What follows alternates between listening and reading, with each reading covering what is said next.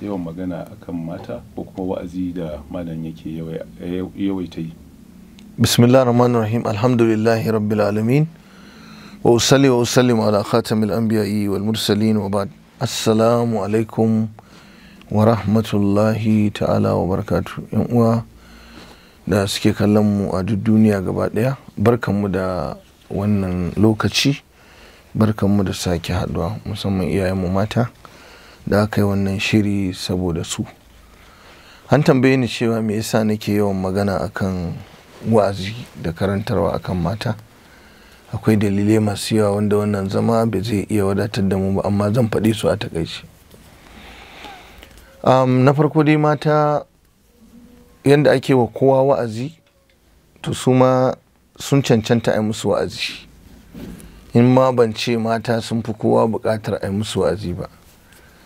Wannan ansar kuma za ka iya yarda da ita daga gidanka, cewa lalle ɗiya mace tana buƙatar wa'azi, lalle matar aure tana buƙatar wa'azi, lalle 'yan uwanmu mata suna buƙatar wa'azi, saboda ɗabi'ar yadda Allah ya yi su da raunin da suke da shi, da kuma wato buƙatar a tsoratar da su Allah. Zan tunatar da mu hadisin da Annabi sallallahu alaihi wa sallam ya yi bayani, wanda wannan shine jigon da ya sa na ce zan ba da gudunmuwa ta a duniyar mata, in ci gaba da karantar da su kamar yadda nake karantar da maza, in kuma tsoratar da su Allah, don kada a samu raunata da yawa a cikinsu, abinda bature yake cewa casualties. Manzon Allah sallallahu alaihi wasallam yana cewa an nuna mini wuta, na ga wuta, amma na ga mafi yawan waɗanda suke cikin wutan nan mata ne. Wutar jahannama, mafi yawan wanda suke cikinta mata ne, da kuma masu hali wanda ba sa ba da hakkin dukiya. Kowa ya sani malamai masu wa'azi an mai da hankali akan maza. Maza ne suke zuwa masallacin juma'a, maza ne suke zuwa wurin karatu na darasi magariba isha'i, darasi na bayan la'asar, maza suke tafiya makaranta su ɗauko ilimi, maza suke kaza, maza suke kaza. Amma mata yawancin suna zaune a gida suna tarbiyyar 'ya'ya. Sai aka wayi gari wannan hadisin ma wasu basu san da shi ba. To don mu rage yawan wato raunin, mu faɗakar da su cewa rayuwarsu tana cikin haɗari saboda raunin da suke ciki. Har manzo Allah sallallahu alaihi wasallam ya ce an nuna masa wuta, ya ga mafi yawan waɗanda suke ciki mata ne. To an tambaye shi me yasa, sai ce li'anna kunna tuksirna la'ana wa takfurna al'ashir. Kuna yawanta la'anta, bini mace tsinuwa la'anta, ko ta tsine wa mijinta, ko ta tsine wa ɗanta, ko ta tsine wa abokiyarta, zagi a bakinsu na tsinuwa, suna mantawa da wuri. Mutane ne masu mantuwa. To don saboda mata su san da wannan haɗari da ke fuskantar su yi ƙoƙari su gyara mu'amalarsu da Allah. Wannan ya sa muke ta yawan yin karatu da wa'azi a kansu don su gyara. Abu na biyu, matan nan su suka fi yawa, sun fi maza yawa. Sanannen abu ne wanda manzo Allah ya faɗa cikin hadisi cewa idan duniya ta zo ƙarshe, za ka ga wato mutum ɗaya yana kula da mace 50 a ƙarƙashinsa, tsakanin matan aurensa da 'ya'yansa da ƙannansa da 'ya'yan ƙannansa da 'ya'yan yayyansa. Za a wayi gari za ka ga mata ne da yawa, maza ne da yawa. So kaga ba wani abun aibu dan mutum yana wa'azi ya yi fokusin, ya mai da hankali akan mata, yana ta faɗakar da su, saboda al'umma ce mai tarin yawa. Tana da yawan gaske, bai kamata mu manta da su, mu watsar da su ba. Tunda gidan kowa akwai mace, ko dai uwarsa ko yarsa ko matarsa ko kanwarsa ko kaza ɗinsa ko kaza ɗinsa. Abu na uku, wato irin yadda na ga an watsar da kashinsu, za ka iya cewa sau da yawa idan an zo magana mata sai kai da Allah, wannan mata ne da Allah ba su da hankali. To irin wannan abun muke so mu gyara, kuma ba daidai ba ne in an ɗauko maganan mace mutum ya ce kai da Allah rabu da harka, wake maganan waɗannan mata ba su da hankali, ba san ma me suke yi ba. Kai kuma ya abu kake abu kamar mace, ya kai kuma wannan kaza kaza kaza sauransu. irin wato stereotype din nan, irin wato nuna bambanci da mutane suka mai da kamar duniyar mata ma su ba kowa bane ba. Kawai mace kawai ana ganin mace ba ta da hankali, mace ba ta da haƙƙi, mace ba ta da wani matsayin da za a tsaya a mai da hankali a kanta, wadda wannan ba daidai bane, ba daidai bane, kuskure ne. Wannan yasa wasu turawa suke zagin addinin mu, cewa muna wulakanta mata, ko muna tuzartar da mata, ko muna cin mutuncin mata, ko muna tauye haƙƙinsu, ko na makamancin wannan. Da gaskiya da ƙarya duka an riga an ɗora mana. To sai gama wani lokacin wani mai karatu, wallahi malam, sai wata yana karatu bai kawo wani ishu da ya shafi mata ba. Mutum yana wa'azi, ya shahara yana wa'azi, wallahi sai wata guda yana wa'azi, karatukansa bai kawo wani kes, wata matsala ta mata da zamantakewar mata a gidajensu ko auratayyansu ko mu'amalolinsu ko na abu ba. To sai na lura gaskiya abinda bature ke cewa they were left back, an bar su a baya, ba a jin kukansu, ba a jin ainihin wato damuwowinsu, ba a mai da hankali akan matsalolinsu. Kawai an mai da kawai su wata irin rayuwa ce, kawai kamar ma bayi ne, kamar ne ko na makamancin wannan. Da haka ma wannan ta sa muka buɗe wani shafi guda mai zaman kansa a TikTok, shafi guda a Facebook ɗinmu, shafi guda a YouTube ɗinmu da dukkan kafafen yada labaranmu na amsa tambayoyi da amsa da larurori da ya shafi iyaye mata. Duk ranar Talata bayan karfe 9 dare a lissafin Najeriya muna zama muna amsa fatawoyi ne gaba ɗaya na abin da ya shafi mata. Wato abin da zai baka mamaki, group ɗin namu sau ɗaya muke buɗe shi a sati, rana ɗaya muke buɗe shi, ran Talata zuwa Alhamis muke buɗe shi, amma wallahi sai mun ɗauki tambaya ta fi 200. Larurori da matsaloli. Malam mijina yana nema na ta dubura, malam mijina yana neman mata, malam mijina ba abinci, malam mijina yana duka na, malam mijina yana zagin iyayena, malam mijina ya wulakanta ni, malam iyayena sun mun auren dole, malam sun hada ni da mashayi, sun hada ni da barawo, sun hada ni da kaza, malam mijina ya hana ni zuwa makaranta, malam mijina ya hana ni kaza, malam mijina ban isa in hira da shi ba, malam mijina ya kaurace min shekara 10, malam mijina ya kaurace min shekara 7, malam mijina yau shekara 20 baya kwanciya da ni, malam mijina dan kwaya ne, yana shaye-shaye, in ya zo kwanta da daddare warin giya yake, malam mijina kazami ne, malam mijina ya wulakanta ni a gaban 'ya'yana, malam mijina yana saduwa da ni, yana jima'i da ni, yana daukan hoto na, malam mijina haba, malam larurori na ciwon kai, larurori na damuwa. Sai na lura cewa ashe duniyar matan nan an bar su a baya, suna da matsaloli, ba a tattaunawa a kansu. Malam uwata ta yi min kaza, ko yau din nan da safe akwai yarinya da ta kira ni tana ihu tana kuka in shiga cikin kes ɗinta na family ɗinta. Saboda me? Saboda ta ga ina yawan tattaunawa akan larurorinsu na mata, akan uwarta ne da ita da waye ɗinta sauransu. To waɗannan wasu ne daga cikin dalilai da suka nuna mana muhimmanci mu mai da hankali akan mata. Shi yasa ga muke ta karatu a TikTok, muna karatu a ainihin wato Facebook akan abin da ya shafi mata. Ba wai dan ba ma yin na mazan ba, muna yin na mazan ma da yawa, na mazan ma ya mafi yawa. To amma muna mai da hankali, muna ba su lokaci, muna ware su, muna koya musu karatu, mune musu darasi bayan makarantun islamiyya da lakcoci da wa'azuzzuka. Duk inda na je na yi wa'azi na maza, to in Allah ya sa da washe gari da safe sai an tara mu matan garin na yi musu nasiha, kuma alhamdulillah ana samun gyara, ana samun ainihin wato ci gaba. Waɗannan su ne kaɗan daga cikin dalilai raunin waɗannan mutane, irin yadda aka watsa kashin su ba a fiye kulawa da laruransu ba, sannan kuma rashin samun wa za su yi wa kuka su faɗa. Ita mace yawanci in tana da damuwa to tana so ta samu malamin addini ta yi kuka, ta gaya masa me matsalarta, ya ba ta haƙuri. Wallahi ba alfahari nake muku ba, abinda malamai masu wa'azi suke yi, matsalolin gidaje da na iyali da suke warwarewa, alƙalai ma ba sa iya warware shi. So waɗannan su ne kaɗan daga cikin 'yan dalilai. Tambayar da kai mun ta farko kenan, shine ya sa ka ga mun mai da hankali muke ta karatu akan mata, kuma ma ba a ma gama ba fa, yanzu za a daɗa ci gaba ne, za mu daɗa buɗe abubuwa sosai ta yadda so muke gida ya gyaru.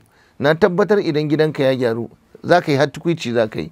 Wani ya ce malam na gode wallahi matata ta gyaru, tana jin wa'azinka kuma tana karɓa, to bukata ta biya. Mu gidan muke so yayi daɗi, su ji daɗin rayuwa, mu ma mazan mu ji daɗin rayuwa. Amma muka bar gidajen mu suka mutu, duk inda muka tafi muka yi karatu muka yi wa'azi, ai ba za mu je mu ji daɗi ba, sai matan mu sun gyaru. To a kan makalla, ta yaya mace musulma za ta iya amfana da TikTok? To hakikanin gaskiya a wannan kafar sada labarai ko yada labarai, wannan kafa ta yada labarai ko sadarwa ta TikTok, tabbas mata sun shiga ta, sun rungume ta, kai ka ce dan mata aka yi ta. Ina so in sanar da duniya wani abu guda. Ni na yi bincike sosai akan TikTok kafin na fara mu'amala da TikTok. Na ga barnar da take ciki da barnar da mata suke yi a cikin TikTok, da wasu daga cikin maza suke a cikin TikTok, abin baya iya faduwa.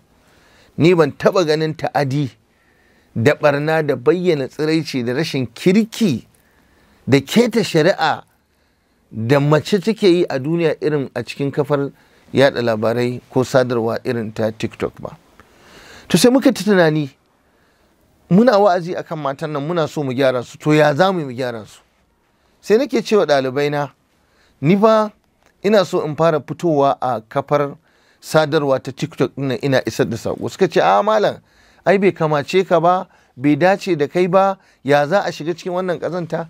Na ce, to yaya za mu isar da saƙo ga matan nan da suke cikin TikTok ɗin nan, su gan mu, su ji Allah ya ce, annabi ya ce, alhali mun guje musu, mun ƙaurace musu.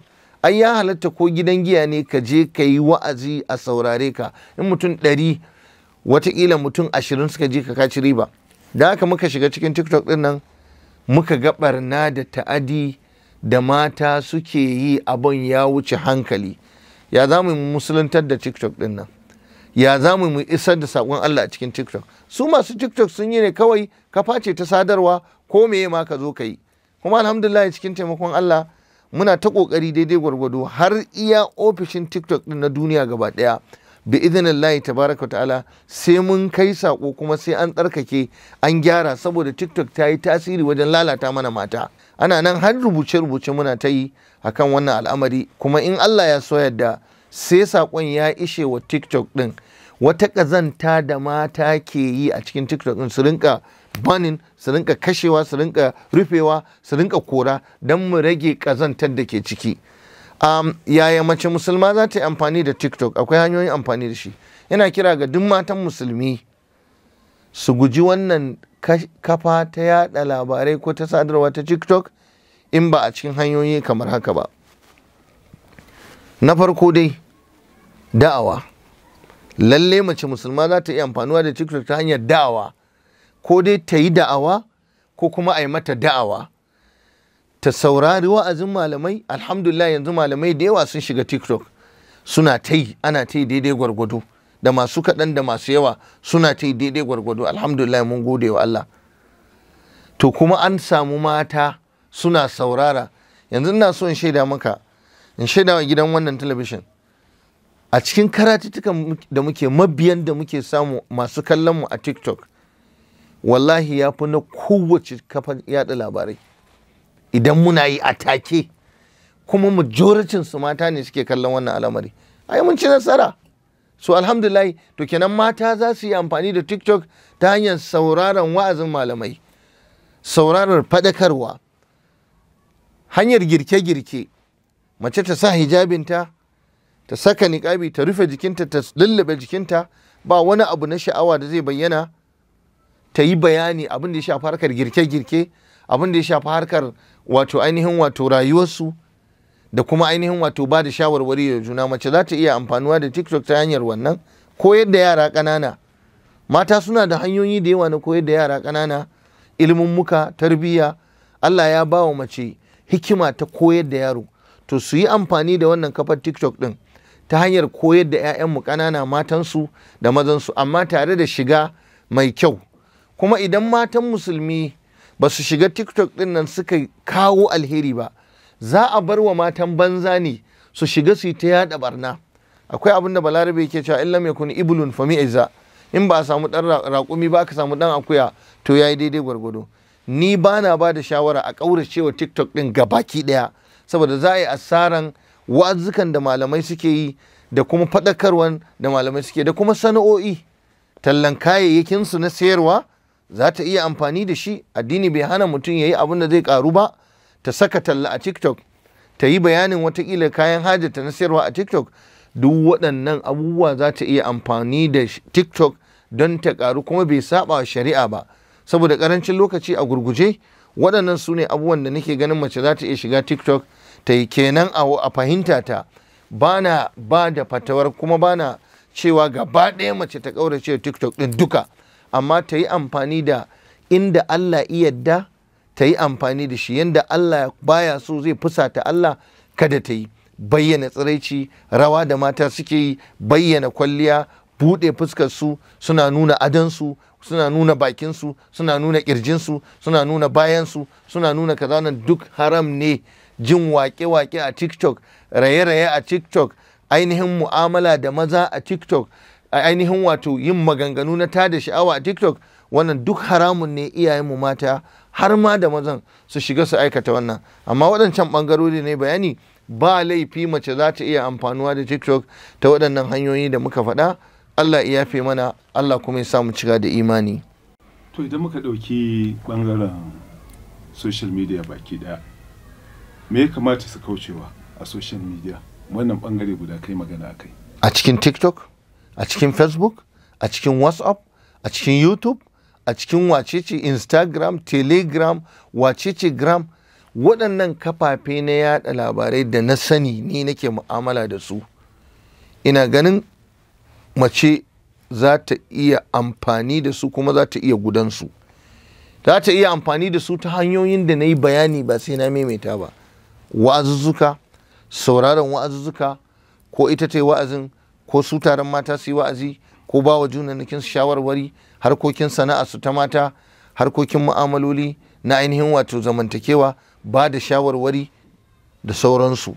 Wannan duk za su iya a cikin kafafen nan gabaki ɗaya, tare da hijabi, tare da kunya, tare da mutunci, tare da rashin bayyana kwalliya da ado wa duniya don kar namiji ya gani ya sha'awa.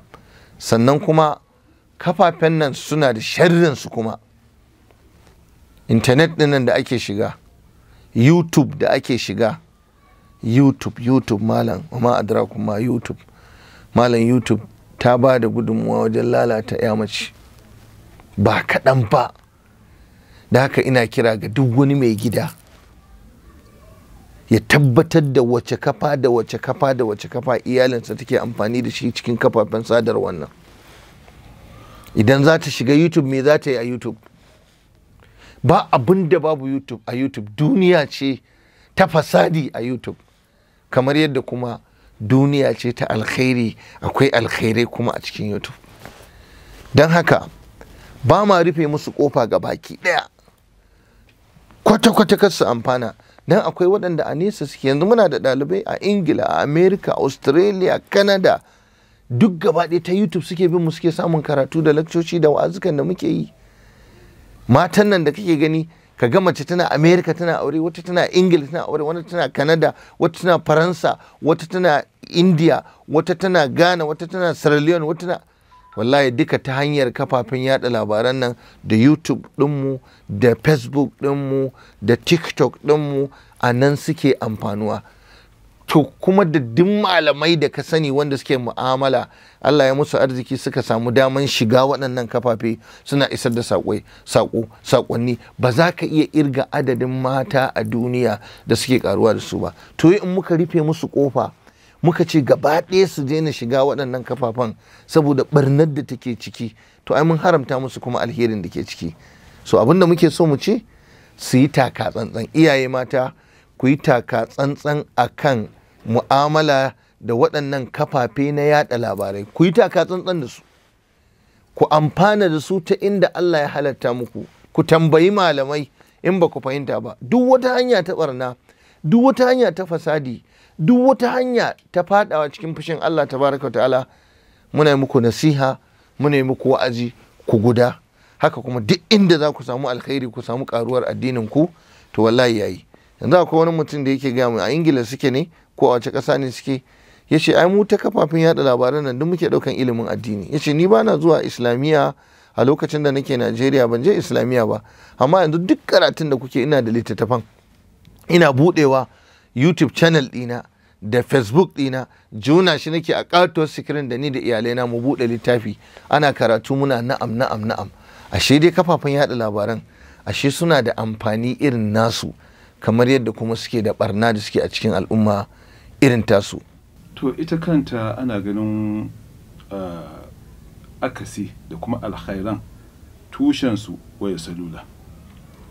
Ya kamata ma'aurata su yi mu'amala da waya salula, ko kuma in na daɗa faɗaɗa a ce kusan al'ummar musulmi baki ɗaya?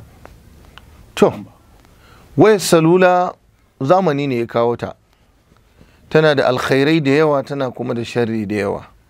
Ni na san wannan gidan talabishin na DW suna da wata manufa da akwai abin da suka hango da koke-koken mutane da suka lura da shi akan harkar waɗannan kafafen yada labarai da irin su wannan wayar salula ɗin da take da tasiri har kashe aure. Wayar salula ta yi, tana ta kan kashewa ma. Tsakani da Allah akwai matan da in suka riƙe waya ba sa iya kula da 'ya'yansu. Tsakani da Allah akwai matan da in suka riƙe waya mijinsu ba sa iya amsa masa buƙatarsa. Tsakani da Allah wayar salulan nan ta halakar da mutane da yawa, ta halakar da mata da yawa, ta jefa su cikin wayo Allah ne yasu. To amma kuma yau rayuwa ta zo da matukar inda kake rayuwa akwai sabis, to zai yi wahala ka rayu baka da wayar salula. To tunda akwai amfaninta, akwai inda za mu karu, to sai mu yi amfani da ita, mu guji sharrinta. Da mazanmu da matanmu, ɗan musulmi zai iya riƙe wayarsa ya aika saƙo, ya karɓi saƙo, ya yi magana da wani, a yi magana da shi a duk inda yake. Wannan abu ne mai kyau, kuma bai saba shari'a ba, bai saba musulunci ba, baya cikin abubuwan da zamani suka zo da shi wanda za a ce haram ne. Uwa uba kuma mace sai ta yi taka tsantsan. Ana iya kiran ki da wayar salulanki a je a zina da ki. Kina iya kiran da wayar salula ki je ki kira abokin barna. Wani ya kama matarsa ta hanyar wayar salula suna hira da mijin da ba nata ba. Ko kwanan nan an kama kes, miji ya kama matarsa tana alaka da wani ta wayar salulan nan suna tattauna. Wata ta kama mijinta ta hanyar wayar salula yana yin bayanin irin zinan da ya yi da wata matar banza, kilakinsa karuwa, da irin daɗin da ya ji da ita wajen kwanciyar da ya ta hanyar wayar salula. Yau mutum duk hijabin da ya sa wa yarsa, duk kariyan da ya ba wa yarsa, in dai tana da wayar salula a hannunta, to dare ɗaya wani zai zo ya kira ta ta wannan wayar salula, ya fidda ita daga gidanta, daga gidan iyayenta, ya je ya barna da ita. Ba za mu iya faɗan ta'adi da barnar da ke cikin wayar salula ba, kamar yadda kuma ba za mu iya ƙididdige alkhairan da ke cikin wayar salula ba. Wa hadinahu najdaini, Allah ya shiryar da ɗan adam hanyoyi guda biyu, fariqun fil jannati wa fariqun fis sa'iri. Wasu suna aljanna, wasu suna wuta. Da haka duk wanda ya rike wayar salula a matsayinsa na musulmi sai duba me Allah iya da nayi da ita, kai da ita, me Allah baya so nayi da ita, ka guji wannan abu. Wannan kawai shine ma'auni, sikeli da musulmi ya kamata ya rike akan amfani da wannan waya ta salula.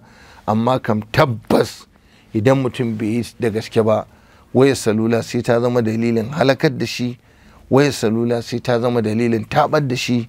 Kamar yadda kuma in mutum Allah ya taimake shi ta dalilin wayar salulansa zai samu alheri, ya samu rahamar Ubangiji idan ya yi amfani da ita ta hanyar da ta dace. Abu ne gashi nan ƙwaya ɗaya, a cike yake da alheri kuma a cike yake da sharri. Ya rage ga mai hankali ya duba ya ga abin da ya kamata ya amfani da shi. Wallahu ta'ala a'lam.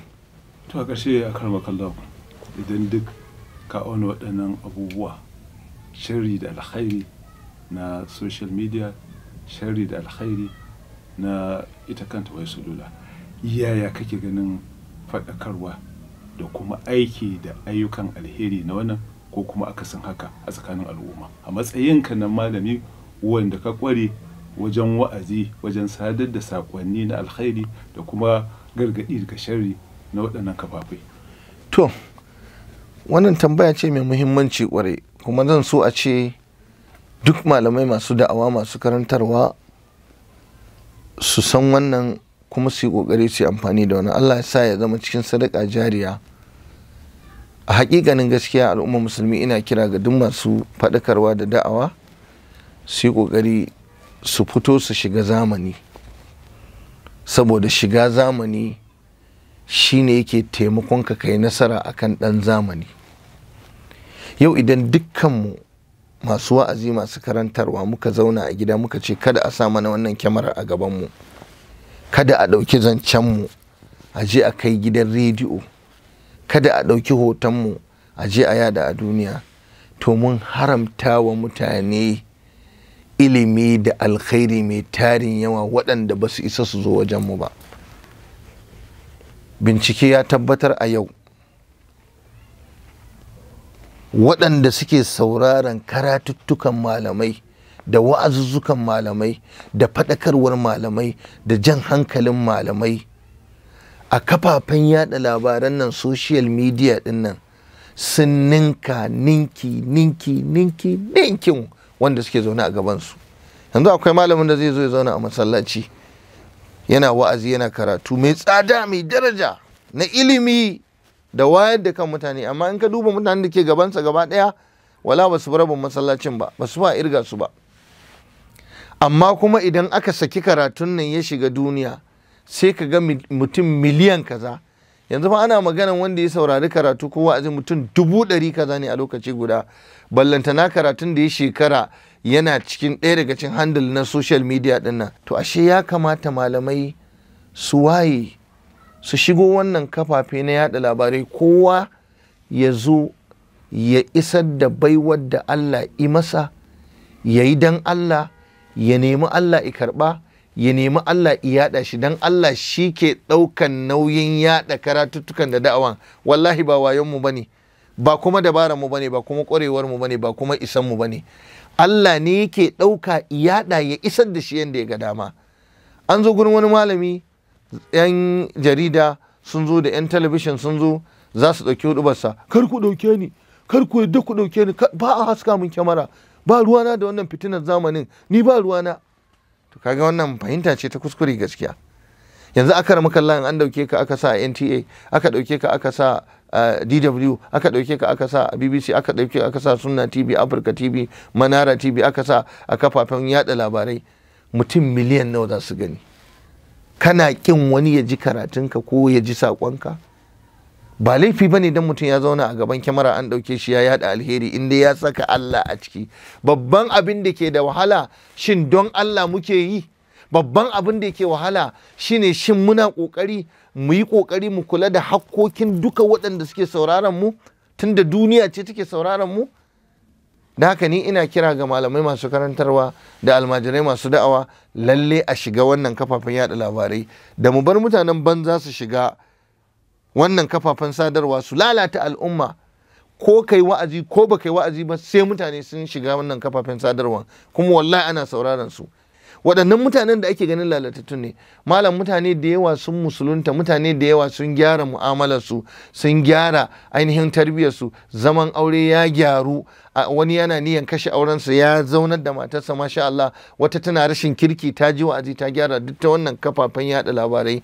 Da haka malamai ku yi riko da waɗannan kafafen na sadarwa na zamani, iya daidai gwargwadon abin da za ku yi, ku yada addinin Allah. Ko masu kuɗi ku ɗauki nauyin malamai wajen yada ainihin maganganunsu. 'Yan jarida ku yi ta zuwa wajen malamai kuna hira da su, kuna karɓan saƙonsu, suna zuba shi a duniya. Ba za mu bari mutanen banza su lalata mana al'umma ba, ba za mu bari mutanen banza su ainihin wato jefa mu cikin da kakanikaye. Mutanen mu duk idan su kullum yana kan waɗannan kafafen sadarwa, mu kuma muna kwance a sauranmu muna ba da ilimi ko muna huɗubar juma'a ba a san muna yi ba. A'a, za mu yi, mu faɗa wa duniya ta ji abin da muka yi na kuskure Allah ya gyara mana, wanda muka yi kuskure wanda muka yi daidai kuma Allah shi ba mu lada.